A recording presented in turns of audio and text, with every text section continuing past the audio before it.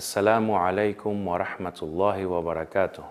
Que la paz de Dios sea con todos ustedes y sean bienvenidos a una edición más de su programa La Voz del Islam, que es una producción del Centro Islámico Boliviano para presentar a toda nuestra población la cultura islámica, la civilización islámica y también tratar temas relacionados con el mundo islámico, con el Medio Oriente y en general los países que están poblados por musulmanes. Este programa tiene como único objetivo informar. Dice Dios en el Sagrado Corán: ciertamente a ti solo te concierne comunicar.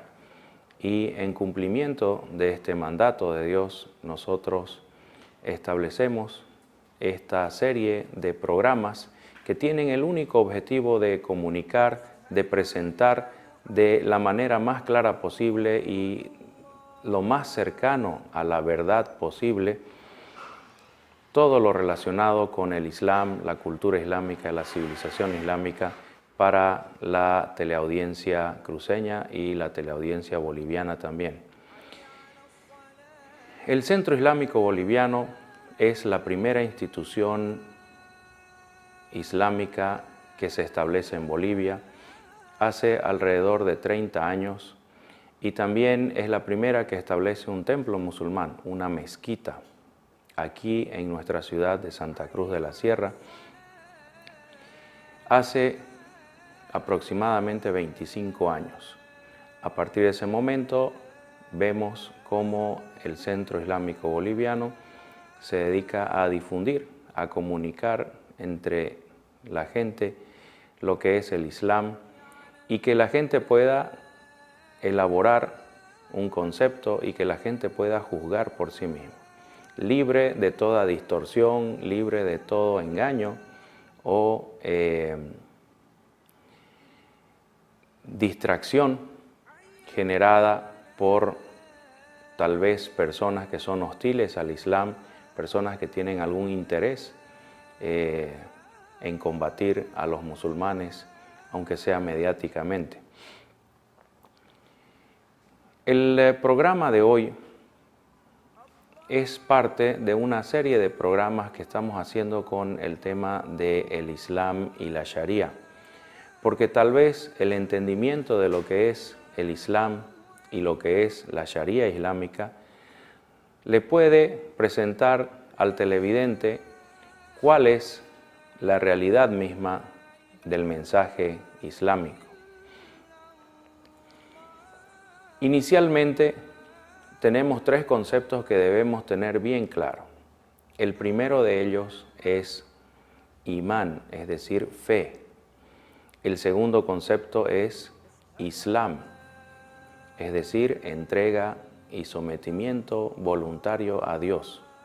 Y el tercer concepto es Sharia, es decir, la senda, el camino que nos marca Dios para que lo sigamos y así logremos su complacencia.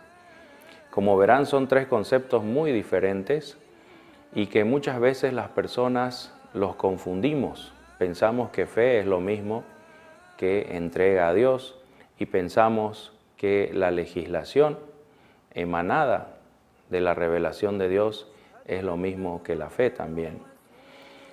También aquí es importante recalcar que el Islam no es una religión en el sentido tradicional o en el sentido cristiano de la palabra. ¿Por qué decimos esto? Porque el Islam no tiene iglesia, es decir, que el Islam no admite el concepto de una iglesia, una organización de connotaciones sociales, políticas o económicas que forma un grupo diferenciándose de los demás. Entonces, en el Islam no tenemos esa institución o una institución similar denominada iglesia. En el Islam tampoco existe un clero que monopolice la verdad. Cualquier persona que esté buscando la verdad, cualquier persona que busque el conocimiento, tiene derecho a acceder a él y también tiene el derecho de emitir su juicio, emitir su opinión respecto a ciertos asuntos, bajo la responsabilidad, claro, bajo la responsabilidad moral y ética de emitir un juicio en base a un conocimiento, en base a evidencias que sean firmes, ¿no es cierto?, para orientar a las personas y no para desorientarlas. Decíamos entonces que el Islam no encaja en el concepto tradicional que tenemos aquí en nuestra sociedad cruceña y boliviana respecto a la religión. Es decir, que el Islam no sería una religión, pues no existe un clero, una iglesia que lo represente al Islam física y materialmente. Tampoco existe un clero o una iglesia que monopolice el entendimiento del Islam. En este sentido, los musulmanes, que son las personas que profesan el Islam, son, utilizando siempre la terminología de nuestra sociedad aquí cristiana, ¿no es cierto?, los musulmanes serían laicos. Y el Islam, separándolo ya de lo que es la fe, el Islam vendría a ser un esfuerzo, una entrega de la persona, pero aquí en este mundo, o sea, es algo material, es algo secular. Vamos a tratar de desarrollar más estos conceptos y después continuaremos, si Dios quiere, con ejemplos de legislaciones puntuales, preceptos puntuales de la Sharia, para que usted, señor televidente, pueda apreciar con mayor claridad lo que estamos diciendo. Entonces, como verán, al no existir en el Islam un clero o una iglesia que monopolice la relación entre el individuo y su Dios, ¿en qué estarían los musulmanes basándose para poder saber de Dios, para poder saber cómo relacionarse con Él? Pues en el Islam la persona depende de su propio conocimiento, de su propio entendimiento y de su propia práctica. Lo más cercano que podríamos tener a una iglesia, a un clero, estaría en la persona de los eruditos, que son personas comunes y corrientes, civiles o laicos, como ustedes quieran llamarlos, que se han dedicado al estudio del Islam en sus diversas ramificaciones o sus diversas especialidades, como ser estudio del Corán, estudio del Hadís o de la Sunna del profeta Muhammad, estudio de la jurisprudencia, estudio de la transmisión de la revelación en sus diferentes etapas históricas y la autentificación de los relatos históricos. En fin, esa persona, ese erudito que se ha dedicado durante un tiempo largo a estudiar el Islam con profundidad, esa persona tiene, según el Sagrado Corán, la obligación de orientar a los demás. Pero como dice Dios en el Sagrado Corán, dirigiéndose al profeta Muhammad, le dice: tú no eres un dictador sobre ellos. Y que cada persona volverá a encontrarse, a enfrentarse ante Dios. Entonces, el erudito tiene la obligación de informar y tiene la obligación también de aclarar, de mostrar, comunicar a la gente cuál es su entendimiento de los mandatos de Dios. Pero ese erudito no tiene una posición única ni una voz única. Cada erudito dependerá de su esfuerzo, de sus circunstancias, de sus condiciones. Dice el profeta Muhammad: un erudito que se esfuerza para llegar a la verdad y se equivoca, tiene una recompensa de Dios por su esfuerzo. Y otro que se esfuerza para llegar a la verdad y acierta, tiene una doble recompensa de Dios por su esfuerzo primero y segundo por haber acertado con la verdad que estaba buscando. Entonces las personas se diferencian por sus circunstancias, unas personas se esfuerzan y consiguen el objetivo que se habían planteado cuando empezaron a investigar sobre el Islam, y otras personas se esfuerzan pero no aciertan a la primera ni a la segunda y tal vez en mucho tiempo. Entonces cada erudito tiene sus circunstancias propias, y la persona que consulta a un erudito, a un doctor de la ley, digamos, tiene el derecho de consultar a otro. Todo esto visto desde el punto de vista individual, ¿no? de la persona que desea conocer la verdad. Dios nos estableció aquí en la tierra como representantes suyos, como una especie superior a los animales, superior a las plantas, con una característica especial, es decir, la capacidad de racionalizar, la capacidad de juzgar y de aprender, es decir, de obtener información de alrededor nuestro, de la naturaleza, de nosotros mismos, de nuestra propia mente, y racionalizar esa información y emitir conceptos nuevos, ¿sí? Establecer explicaciones nuevas para los fenómenos de la naturaleza. Esa característica distingue a los seres humanos. Dios los creó con esa capacidad. Dice Dios en el Sagrado Corán: ciertamente creamos a los seres humanos en la mejor forma.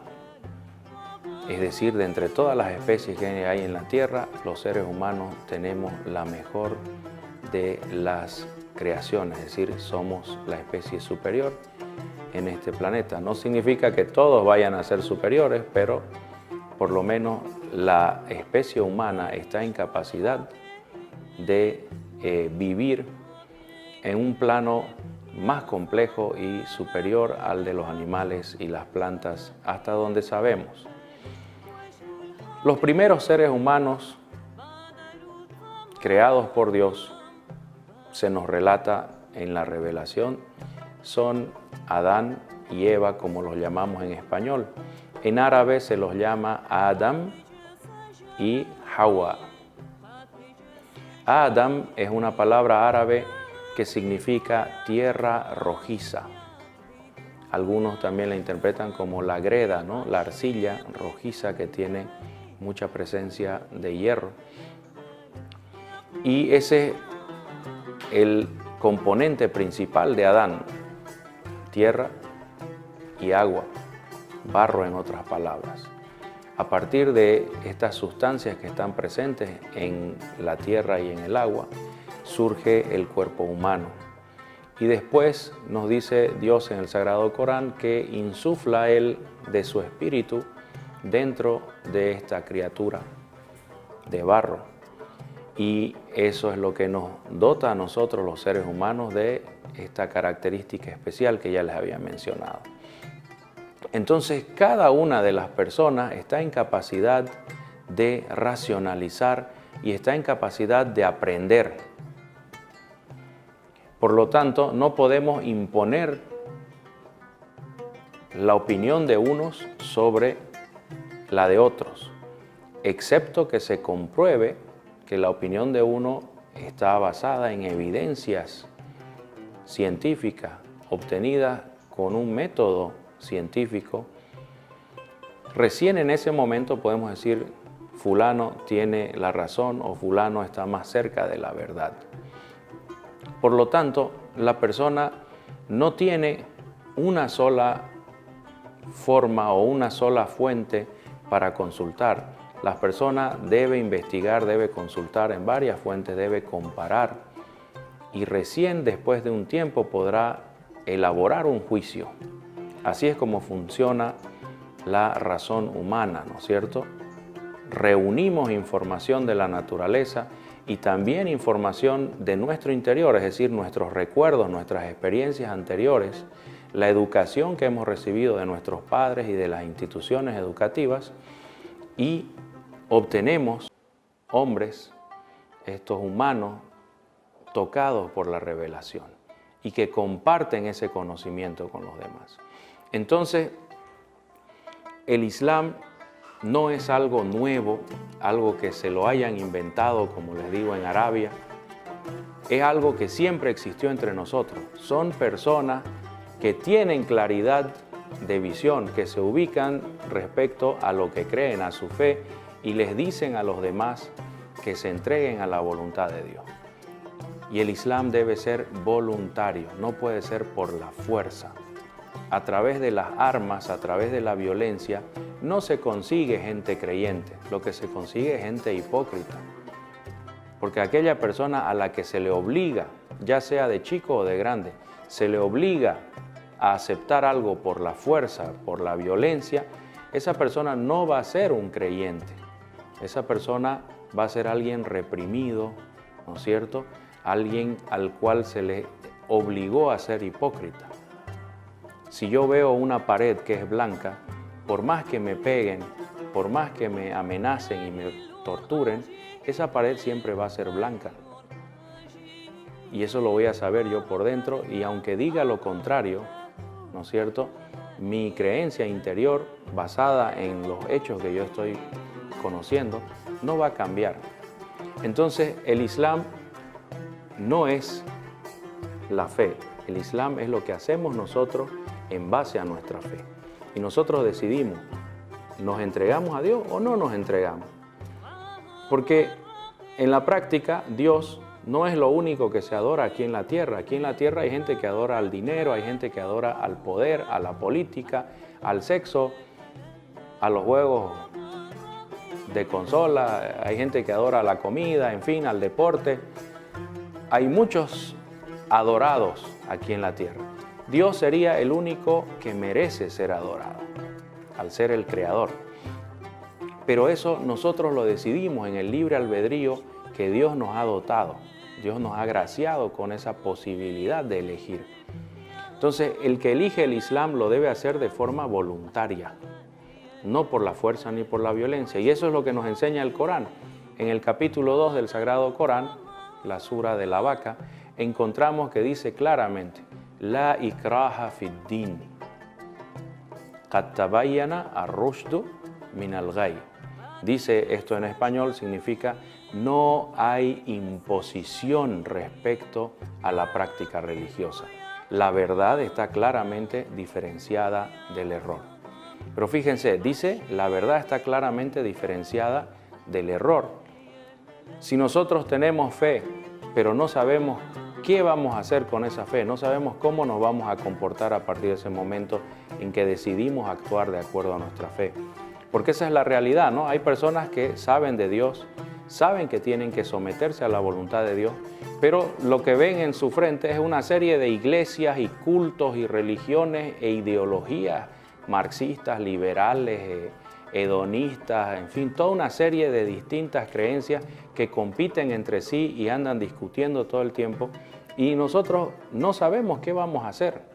Ahí viene el papel, ya no solo el Islam como una decisión, sino el Islam como un conjunto ordenado de preceptos, enseñanzas e instrucciones.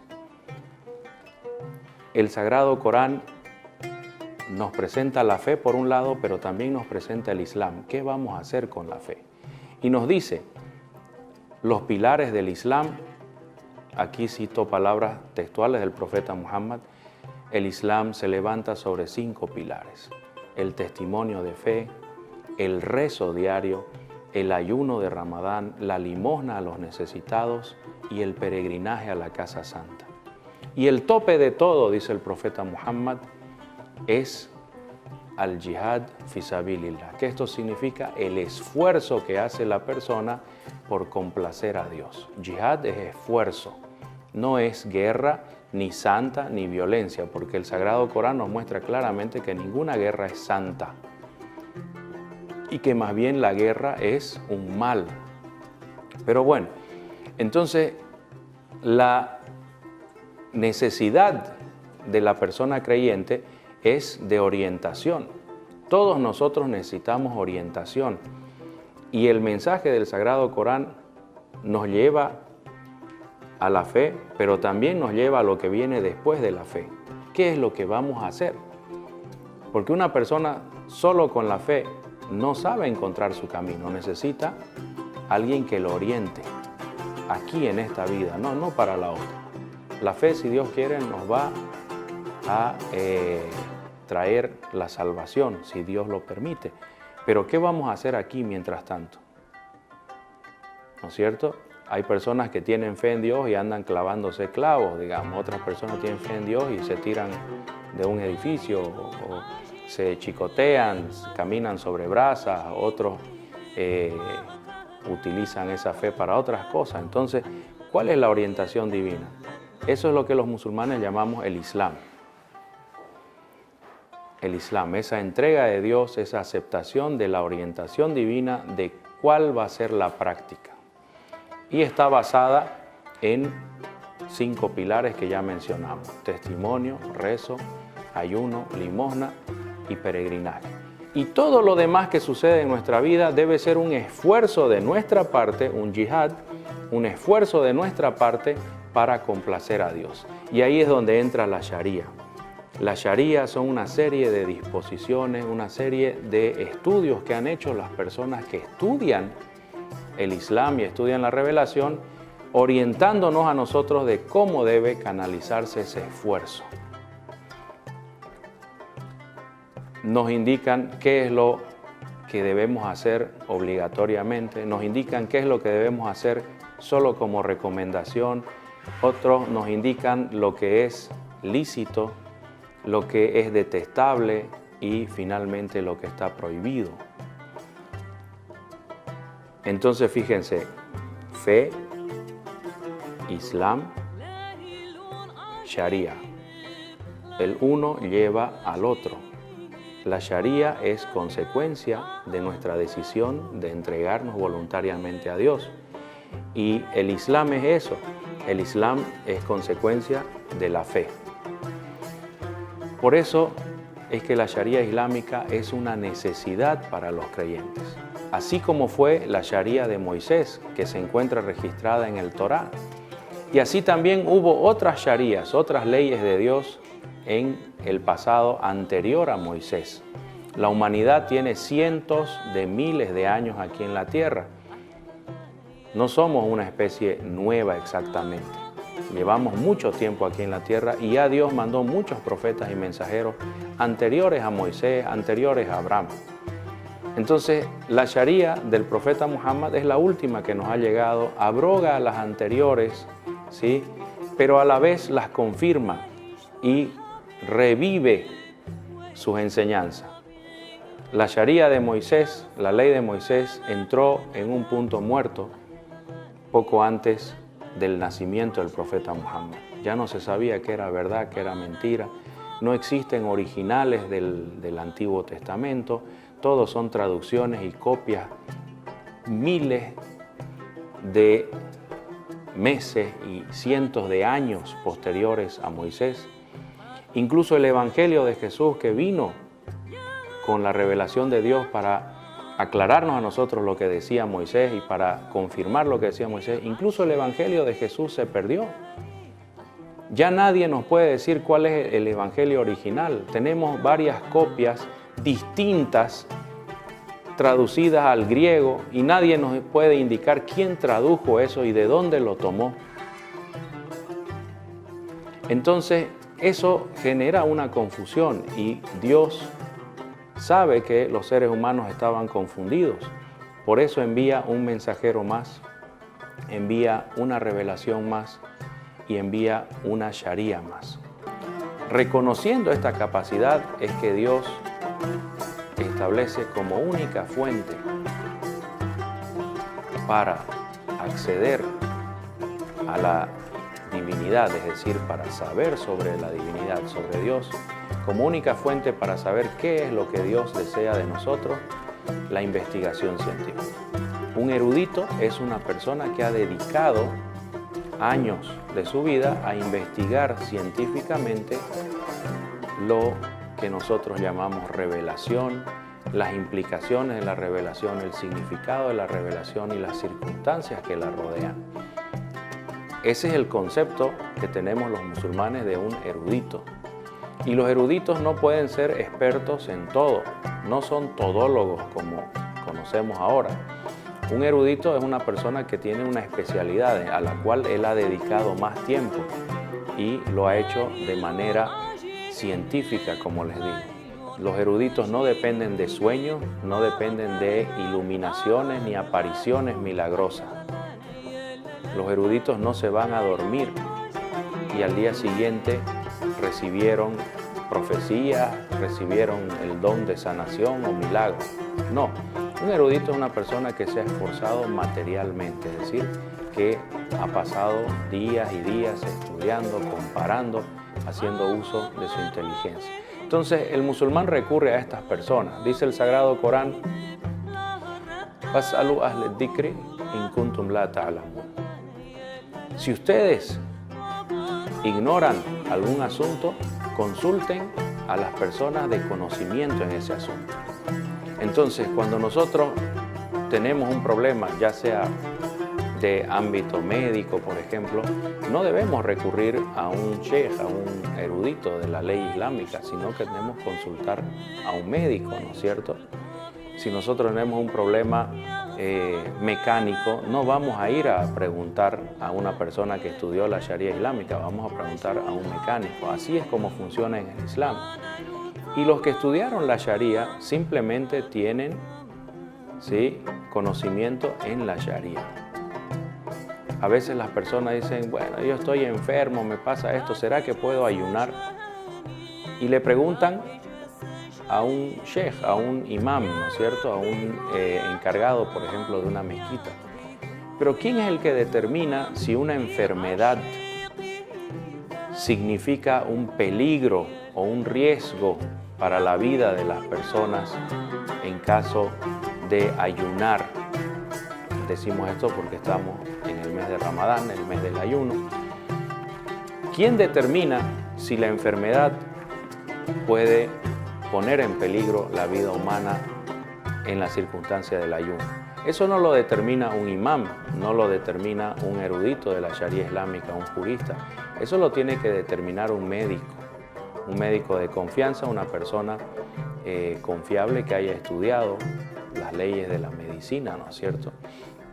Entonces, el Islam vendría a ser la entrega, el esfuerzo, la dedicación de las personas, pero materialmente, no de forma mística ni con iluminados milagrosos sobrenaturales.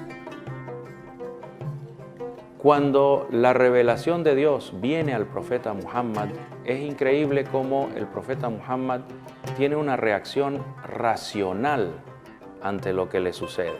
Imagínense ustedes ser una persona normal y que de un día para el otro aparezca este ser, ¿no es cierto?, el ángel Gabriel, y empiece a comunicarnos un mensaje. El profeta Muhammad, según relatan las fuentes históricas de los musulmanes, sintió temor. Empezó a analizar las diferentes posibilidades de lo que le estaba pasando.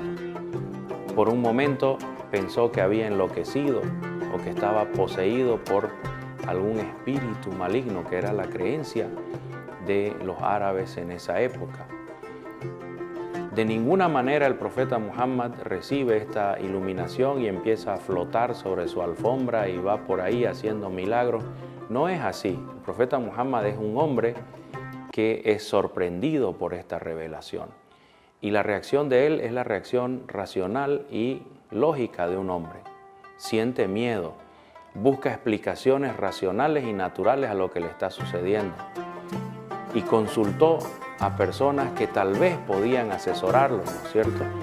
El profeta Muhammad, a través de su esposa, consultó a la única persona que conocía en ese lugar que había leído sobre revelaciones, sobre la Biblia, sobre el Torá.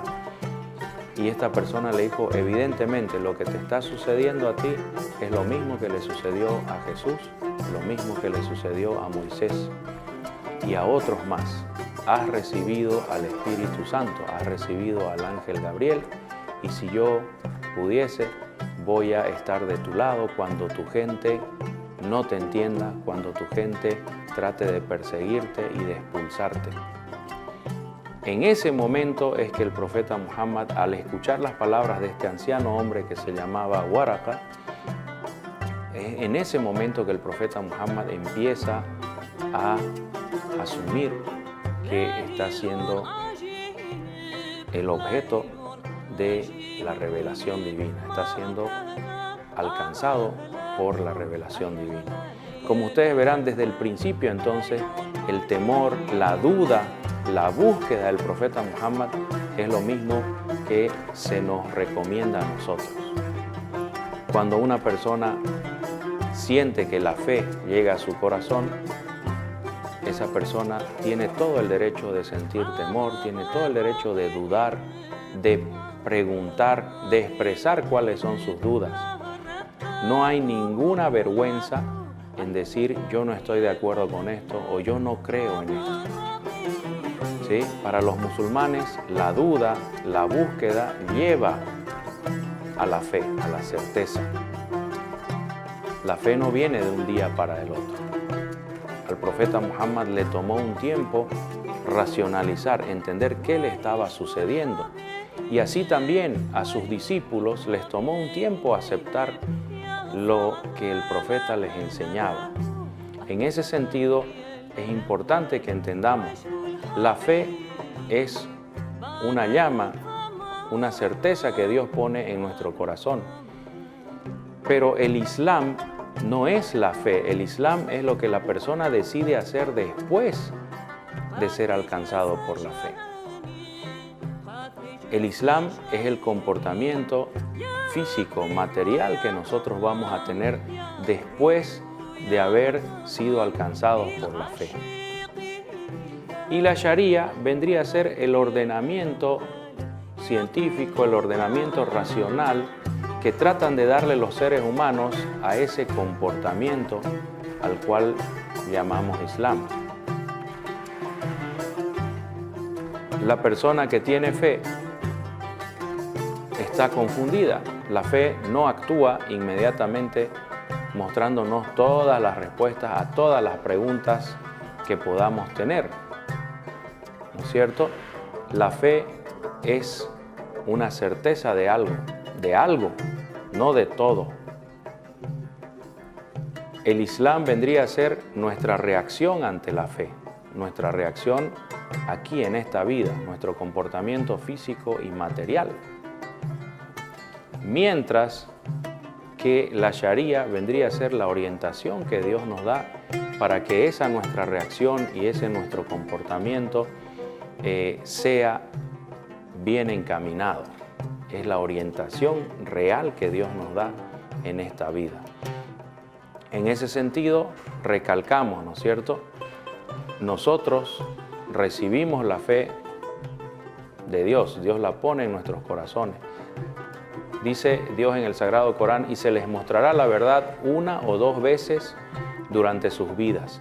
Es decir, que Dios pone esa certeza, pone esa verdad frente a nuestros ojos una o dos veces durante nuestra vida. El Islam vendría a ser lo que nosotros decidimos hacer con esa información que Dios nos ha dado, con esa certeza que nos ha dado. Porque descubrimos cuáles son los pilares de la fe, por ejemplo, en el Islam. Son 6, que hay un solo Dios, creador, soberano y legislador. Descubrimos que hay ángeles, como el Espíritu Santo, que es un ángel de Dios. Descubrimos que ha habido profetas y mensajeros. Descubrimos que estos profetas y mensajeros recibieron mensajes escritos establecidos, como el Torá, el Evangelio y el Corán. También descubrimos de que nuestra vida ha sido diseñada y ha sido establecida con anterioridad por Dios. Y finalmente, el sexto y último pilar, descubrimos que esta nuestra vida material va a terminar en lo que se llama el juicio final, que nosotros vivimos aquí, morimos y seremos resucitados para ser juzgados por Dios.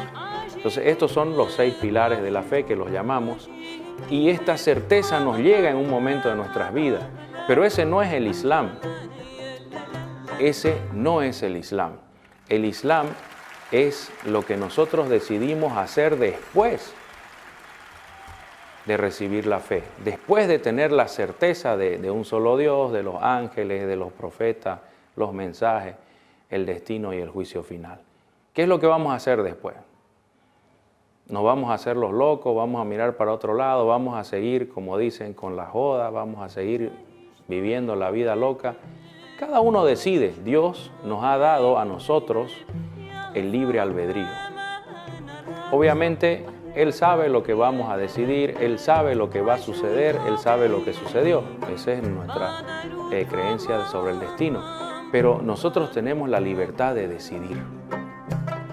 Si decidimos empezar a cambiar nuestra vida y actuar de acuerdo a esa certeza, a esa fe que llevamos en nuestro corazón, esa decisión, esa entrega que nosotros vamos a hacer de nuestra vida material aquí a Dios, eso es lo que se llama Islam.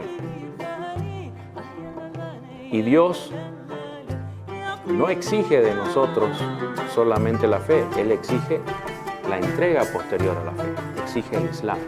Dice Dios en el Sagrado Corán, Kulú fisilmi kafa. Todos los seres humanos entréguense a Dios, todos. Este Islam, esta entrega, no es un invento del profeta Muhammad ni un invento de los árabes.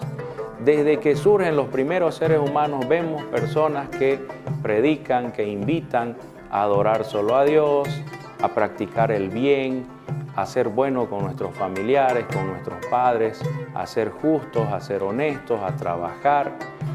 En fin, esto no es un invento de Muhammad ni de los árabes. Como les digo, los primeros musulmanes son los primeros seres humanos.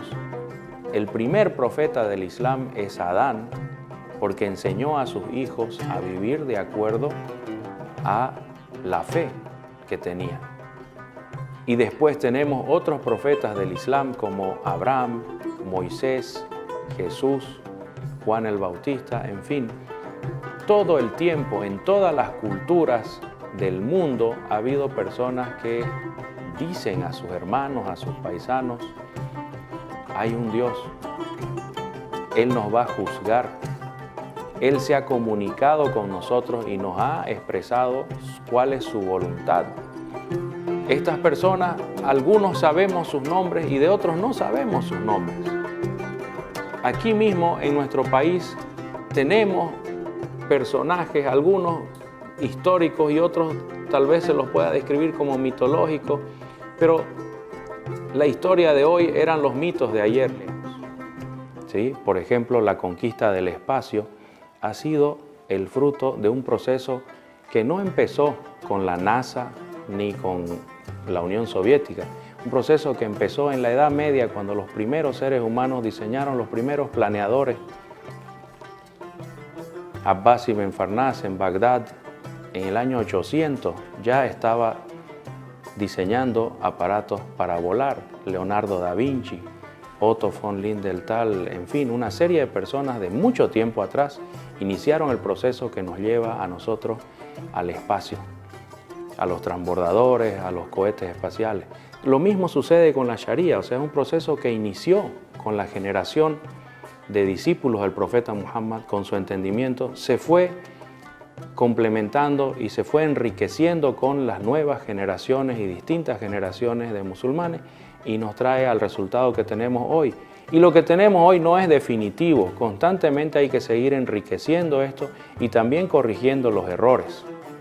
¿Sí? La Sharia no es, como les digo, algo perfecto, único e inalterable. Los seres humanos no somos perfectos, no somos una versión única, tampoco somos inalterables. Progresamos con el tiempo, evolucionamos, adquirimos experiencias nuevas que las generamos nosotros mismos y nos enriquecen después. Entonces, esperamos que haya quedado claro este punto de lo que es la fe, de lo que es el Islam y lo que es la Sharia, y que no se los debe confundir. Si usted, señor televidente, desea información adicional respecto a este tema o a cualquier otro tema relacionado con el Islam, con el Sagrado Corán, con la Sunna del Profeta Muhammad, le recomendamos acceder al Centro Islámico Boliviano, que se encuentra situado aquí en Santa Cruz de la Sierra, en la calle San Joaquín, número 2815. Esto es frente a Infocal, en el tercer anillo interno, entre las avenidas Virgen de Cotoca y Canal Cotoca. También lo puede hacer por vía telefónica a los teléfonos 324-4821 o 346-8488 o a través de las redes sociales. Tenemos la página web del Centro Islámico Boliviano que aparece en sus pantallas, www.centroislamicoboliviano.org.bo, o también a través de las redes sociales del Facebook. Tenemos la página Centro Islámico Boliviano. Usted lo pone en su buscador y lo va a llevar a nuestro perfil y nuestra página de Facebook. Está en árabe y también en inglés, pero nos interesa comunicar el mensaje del Corán, el mensaje del profeta Muhammad y de todos los profetas anteriores a él en nuestra sociedad a través del idioma castellano y cualquier otro idioma que sea necesario. Entonces, le damos la bienvenida si usted es una persona que busca la verdad, si usted desea tener su propia opinión y no repetir ciegamente lo que dicen los demás. No dependa ciegamente de los otros.